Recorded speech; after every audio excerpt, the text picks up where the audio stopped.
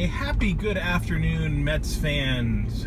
It is I, Mr. Met, and you are joining me on another edition of Driving with Mr. Met. I had a few days off where I was either not in the car or not in my car, so I was unable to do a video last week. But that being said, it's just under 2 weeks till opening day.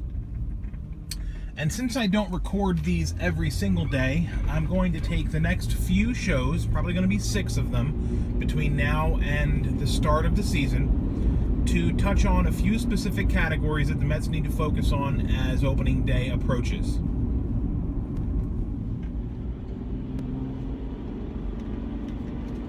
So in today's edition of Driving with Mr. Met, I'm going to talk about the bullpen.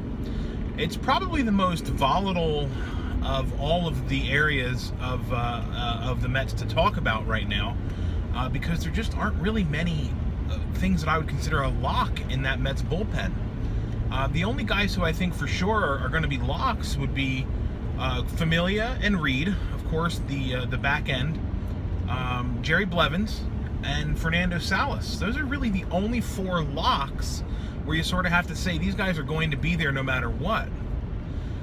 Beyond those 4, and of course, the asterisk next to all of this is that we don't know how many games Familia is going to miss to start the season, so that's going to put this entire situation in flux even more so than it already is.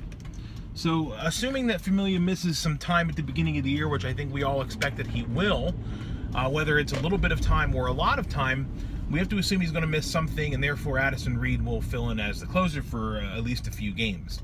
So, who else is going to make up this bullpen?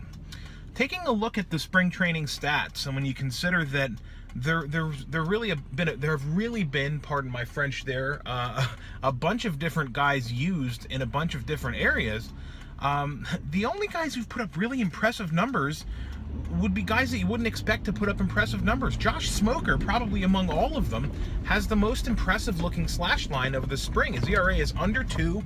I think it's 1.74. He leads the team in appearances. He's been in 10 games.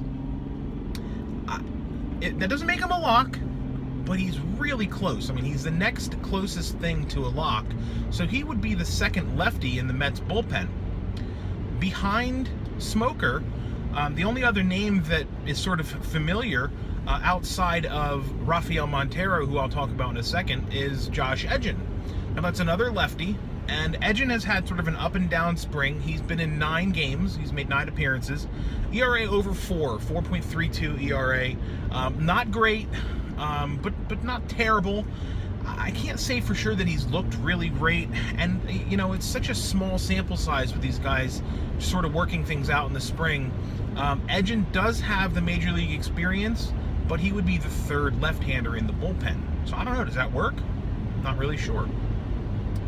I mentioned Rafael Montero. Rafael Montero is a certain possibility, if only because he's had such a great spring. ERA at 2.7.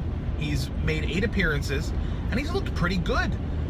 The walks are still there for Montero, which, you know, I don't know. It's just weird because he was always known as the strike thrower, this guy who didn't walk anybody, who always kept the ball in and around the plate. He just hasn't had a great history in the majors with controlling the ball. So it's kind of weird, kind of a weird scenario there, a weird situation there with Montero.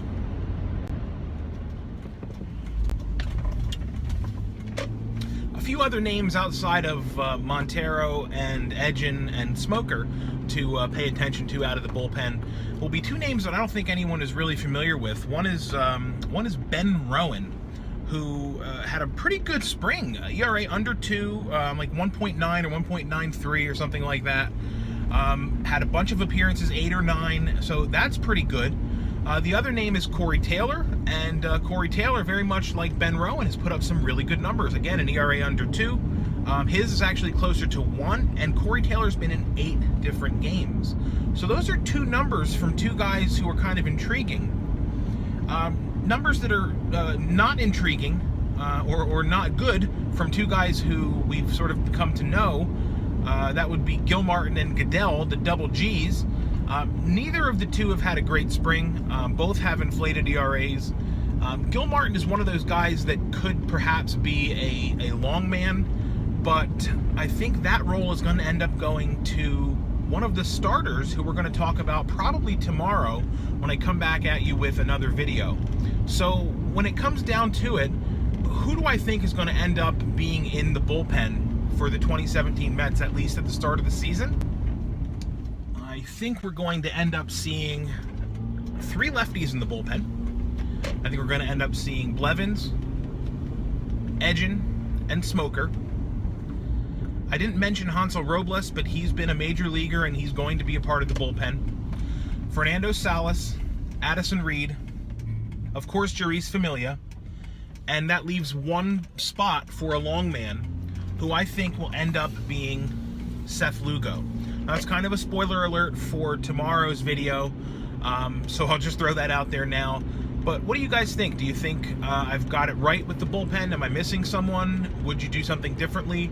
Would you start Montero in AAA, or would you give him a shot at the Major League roster to get the season underway? Let me know in the comments below, or as always, you can reach out to me on Twitter. You can find me at Mr_Met. Again, I will be back tomorrow to discuss the other end of the pitching situation, which is the starting rotation. Until that time, thanks for watching, and as always, let's go Mets!